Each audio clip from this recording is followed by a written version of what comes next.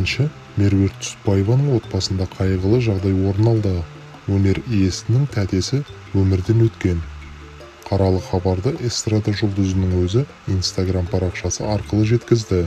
Ол әкесінің әпкесін есіне алып, оның бойында болған асыл қасиеттерін атады. Әнші марқұммен түскен суретін жариялап, барша туған-туысына қайғыра көңіл айтты.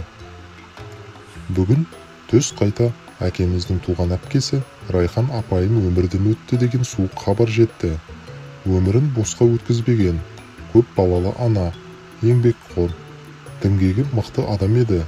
Барлық ағайын туыс бауырларға қайғырып көңіл айтамын. Әпкеміздің жаны жәннатта болғай, деп жазды әнші. Айта кетейік, бұған дейін Меруерт Түсіпбаева Ресейде қаза тапқан Томирис Байсафаның анасына қолдау білдірген болатын. Өнер иесі қайғылы жағдайда еңсесін түсірмей, қызын ақтап алып шыққан ананың батылдығын ерекше атап өткен еді.